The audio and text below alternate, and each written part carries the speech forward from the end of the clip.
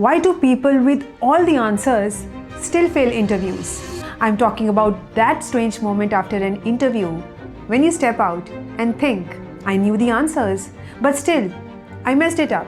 So what went wrong? It wasn't your skills. It was your state of mind. And most candidates lose the job before the first question is even asked. It's not that you weren't prepared. You were. You just got nervous.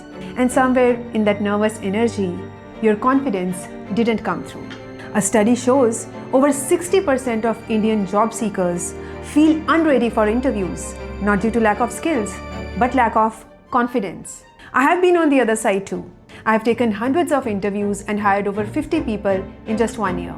And I have seen brilliant candidates lose the opportunity. In fact, one of the smartest candidates I met, an IIT graduate, fluent in 3 languages, he completely froze when I asked, "Tell me about yourself." He didn't expect to feel that nervous, and it cost him the job. That's why in this video, I'm sharing a few simple but powerful shifts to help you stay calm, speak with clarity, and show up with grounded presence when it matters most. If interviews have ever made you feel less than what you truly are, it's time to change that. Let's begin. Before we move ahead, here's the most important point to address. We need to talk about what's happening inside you. Because let's be honest, most interviews don't fall apart because of the questions. They fall apart before they even begin because of what starts spinning inside your mind. That inner tension, that voice that floods you with what ifs. What if I freeze? What if I can't express myself properly? What if I fumble? What if I don't get the job I really want? These what ifs quietly shake your confidence before the interview even starts. Here's what I want you to remember.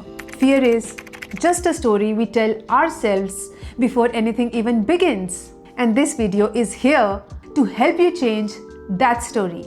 So let's take a moment to reframe what an interview really is. An interview is a focused conversation where both sides are genuinely trying to see if they are a good match. Yes, you are there because you need a job, but the interviewer is also under pressure to find the right person. Someone they can trust, someone who will deliver, someone who's not just qualified but the right fit. And for that, they may grill you, test your reactions, judge your body language, or even put you in stressful situations just to see how you handle pressure and uncertainty. But that's their process, not a reflection of your worth. The real shift starts when you mentally prepare for that. Because unless you have convinced yourself that you are capable, you will keep struggling to convince them to. That's why the real interview starts with you. So here's what I want you to keep telling your subconscious. I'm capable. That's why I was selected for this interview.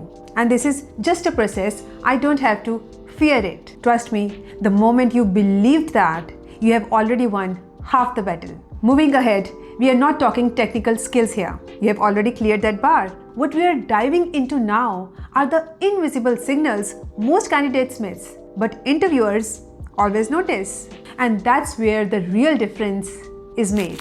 Do you know, before a single question is asked, the interview has already begun. It starts the moment you walk in. Your body language, your expression, even your clothes, they all speak before you do. Now, I'm not saying you need designer suits or robotic posture, but the energy you walk in with, that sets a tone. A calm smile, relaxed posture, steady eye contact. It shows you respect the space and yourself. And trust me, interviewers notice it instantly. So ask yourself, what's my presence saying about me before I even open my mouth? Now comes your first interaction. And it's usually simple. How are you today? But here's the thing. Most people treat this as a formality and say, I'm fine, thank you, or I'm doing good. There is nothing wrong with those, but it's also a missed opportunity.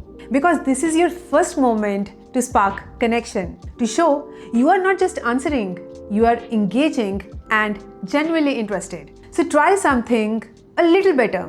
I'm doing well, thank you, really grateful for the opportunity to be here.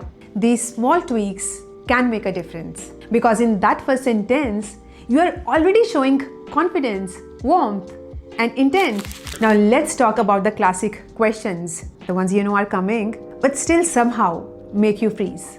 Over the years, I have seen even top performers stumble, not on technical questions, but on the simple ones like, why do you want this job? Because that's where it's no longer about memory. It's about honesty, clarity, and self-awareness. Take this one. Tell me about yourself. Now, this one is not about your resume. It's your story.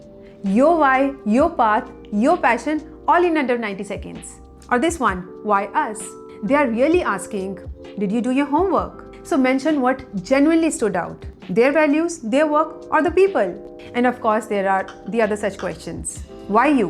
What are your strengths and weaknesses? Tell me about a time when.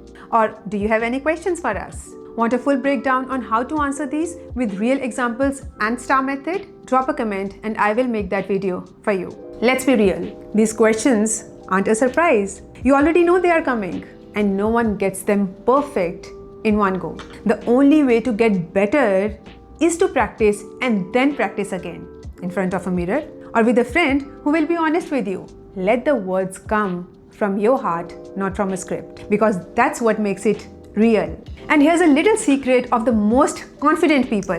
They use silence on purpose, not by accident.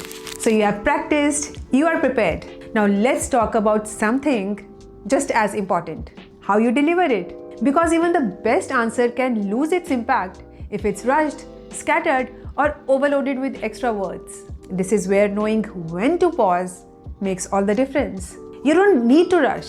A short pause before or after a key point shows calm and control, not confusion. And it also gives you a moment to think. But here's where many people slip.